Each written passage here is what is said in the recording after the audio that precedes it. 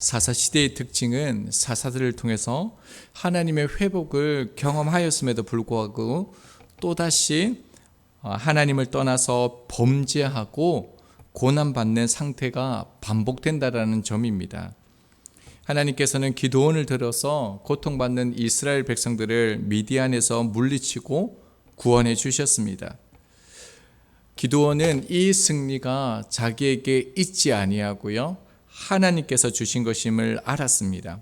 그래서 백성들이 기드온에게 왕이 되어 달라고 했을 때 그는 이렇게 말합니다. 사사기 8장 23절입니다. 내가 너희를 다스리지 아니하겠고 나의 아들도 너희를 다스리지 아니할 것이요 여호와께서 너희를 다스리시리라 하니라. 오직 왕은 하나님이심을 선포하면서 자신뿐만 아니라 자신의 아들들도 너희를 다스리지 아니하겠다라는 것을 말합니다. 지금 기드온의 삶의 주인은 하나님입니다. 기드온은 자신의 성공을 이루는 것을 인생의 목적으로 삼지 않고요, 하나님의 뜻을 이루는 것을 목적된 삶을 살아가고 있습니다. 기드온을 보면 진짜 복을 받았는 것을 알 수 있습니다. 기드온은 진짜 은혜를 받았습니다.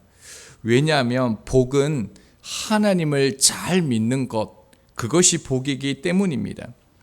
하나님이 주시는 복은 세상에 뭔가를 얻는 것, 이루는 것, 성공에 있지 않습니다. 하나님을 잘 섬기고 그리고 하나님을 예배하는 것, 그것이 진짜 복입니다. 이 땅에 복을 얻고자 하는 것은 복이 아닙니다. 그런데 기드온은 믿음의 선포를 한 후에요, 그의 삶을 보면은 이 땅의 것을 요구합니다. 사사기 8장 24절 이후를 보면요, 금 기고리, 보석들, 기금속을 자기에게 바치라라고 합니다. 그리고 그 금으로요 에봇을 만듭니다. 이것은 복이 아닙니다.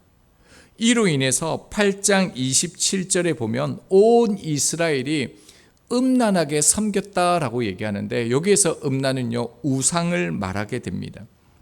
이스라엘 백성들이 지금 다시 하나님 앞에서 우상을 섬기는 그런 범죄를 저지르게 됩니다. 이것을 누가 제공하게 됩니까? 기드온입니다. 그뿐만이 아닙니다. 8장 30절을 보면요, 기드온이 여러 아내를 두었는데 성경은 아들만 70명이라고 얘기합니다. 이것은 신명기 17장에 나오는 왕이 금해야 할 세 가지 중 아내를 많이 두지 말 것을 어긴 것입니다. 심지어요 8장 31절을 보면요, 첩에게서 아들 아비멜렉을 얻습니다. 성경은요 아내와 첩을 구분하여서 기록하고 있습니다. 왜 그럴까요? 아내는 당연히 이스라엘 여인을 말하겠죠. 그렇다면 첩은요 세겜의 여자입니다. 가나안 여자이시요. 지금 이방 여인과 결혼을 했다는 것입니다. 이 또한 율법을 어긴 것입니다. 그 아들 이름이 아비멜렉이라고 얘기합니다. 아비가 아버지란 뜻이거든요. 멜렉은 왕이시다라는 뜻입니다. 자기 아들 아비멜렉의 뜻이 뭡니까? 내 아버지는 왕이시다라는 뜻입니다. 무엇을 알 수 있으면 기드온은 분명히 자신이 왕이 되지 않겠다라고 했지만 실제로는요 왕과 같은 삶을 산 것입니다. 기드온의 이중성이 드러났습니다. 하나님을 위해서 살았지만 실제로는 자기 욕심을 추구했습니다. 어제 기드온의 주인은 하나님이셨지만 오늘의 삶의 주인은 기드온 자신이 되었습니다. 여기에서 아주 중요한 것을 발견하게 되어집니다. 그것은요, 저희에게는 어제라는 개념이 있습니다. 그런데 하나님께서는요 어제라는 개념, 단어가 없습니다. 하나님은 늘 오늘, 현재입니다. 그래서 언제나 지금이 참 중요합니다. 기드온이 죽자 백성들은 하나님께로부터 돌아서서 바알을 섬깁니다. 음행하고요, 자기들의 신으로 삼습니다. 하나님을 배반하게 되어지죠.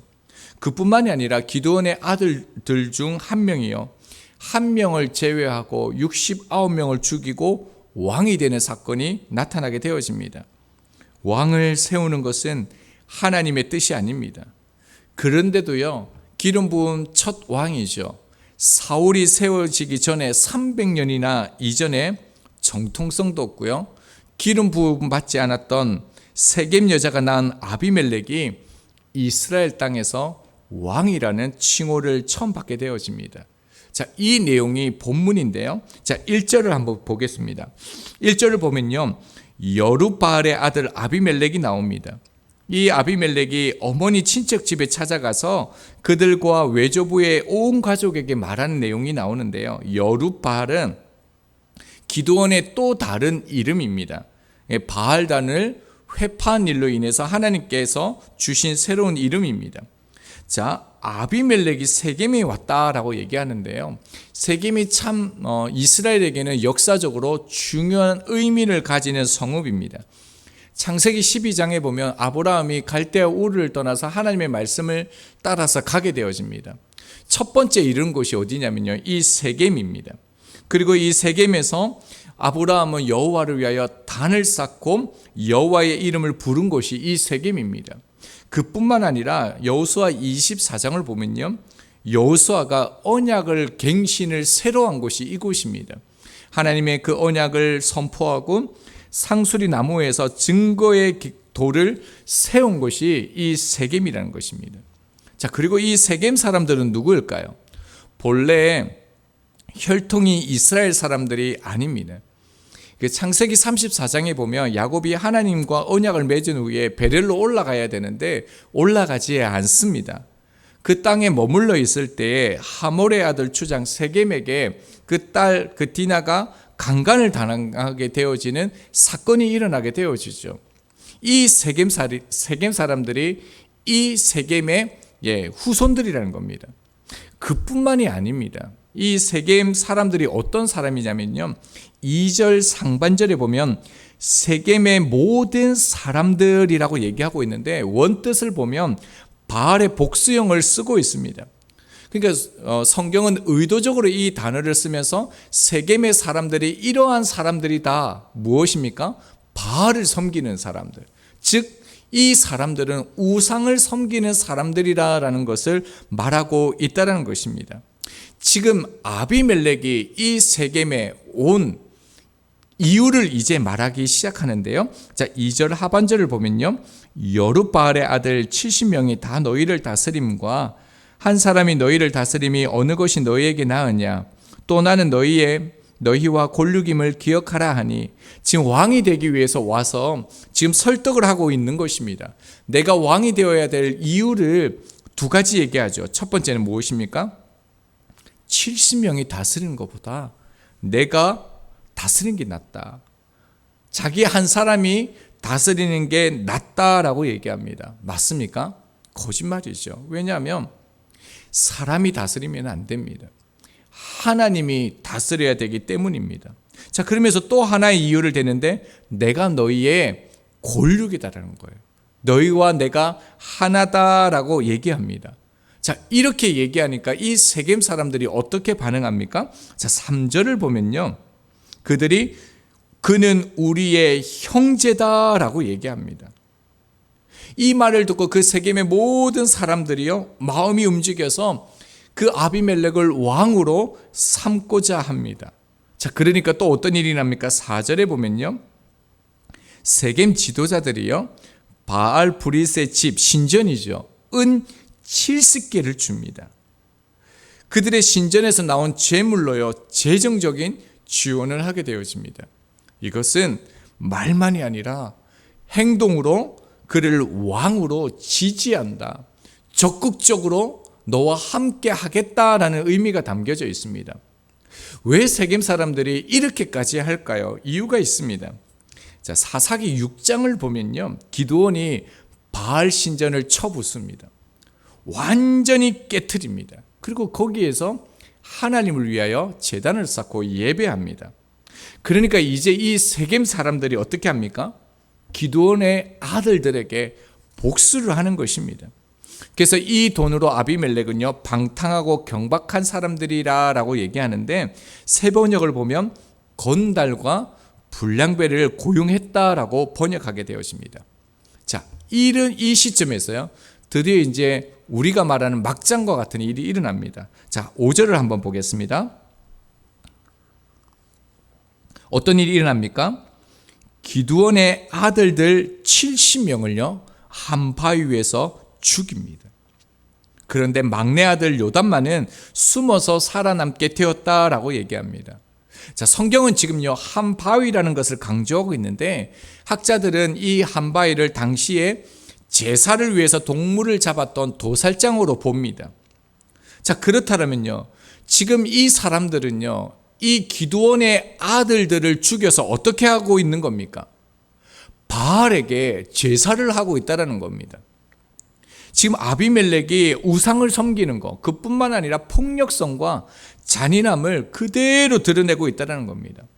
이 사건 이후에요, 실제로 아비멜렉은 세겜의 왕이 됩니다. 자, 6절을 보겠습니다. 세겜의 모든 사람과 밀로 모든 족속이 모여서 세겜에 있는 상수리 나무 기둥 곁에서 아비멜렉을 왕으로 삼으니라. 세겜의 모든 사람들, 밀로의 그 모든 족속이 모여서 왕을 삼는데, 어디에서 왕을 삼습니까? 세겜에 있는 상수리 나무 기둥 옆에서 아비멜렉을 왕으로 삼았다라고 얘기합니다. 왜 그렇게 했을까요? 세겜에서 왕이 된다는 것은 무엇입니까? 이스라엘 왕으로서 정통성이 있다, 참된 왕이다라는 것을 그들이 주장하기 위함이라는 겁니다. 오늘 본문이 이러한 사건들을 지금 다루고 있습니다. 자, 그렇다면요, 우리에게 무엇을 말하는 걸까요? 지금 사람들이 많이 모였습니다. 일반적으로 사람들이 모이는 세 가지 이유가 있다라고 합니다. 첫 번째는요, 욕심 때문에 모인다고 합니다. 욕심은 정신적으로, 물질적으로 보탬이 되는 일인데 80%가요, 욕심 때문에 모인다고 합니다. 그리고 두 번째로 모이는 이유는 정의 때문이라고 얘기합니다.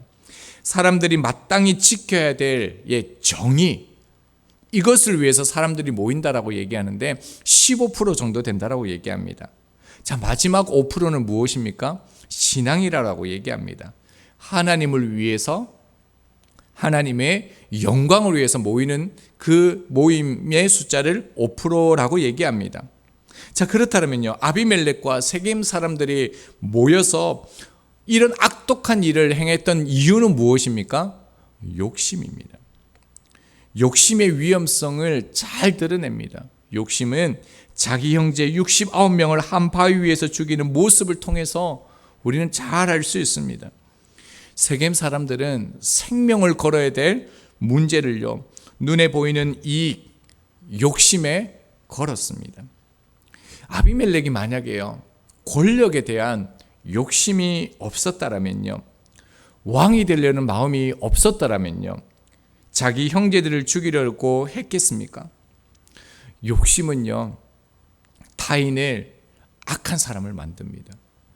그뿐만 아니라 욕심은 타인을 죽여야 될 대상으로 만들어 버립니다. 그래서 성경은 이렇게 말합니다. 야고보서 1장 15절, 욕심이 잉태한즉 죄를 낳고 죄가 장성한즉 사망을 낳느니라. 욕심이 사망을 낳는 이유가 무엇입니까? 하나님이 아니라 자기 자신이 왕이 되어 자기 옳은 소견대로 자기가 원하는 삶을 살아가기 때문에 그 삶은 사망이 되는 것입니다. 왜 주님을 믿습니까? 오늘 말씀의 제목이 왜 주님을 믿습니까? 입니다. 기독교와 타 종교의 공통점이 참 많습니다.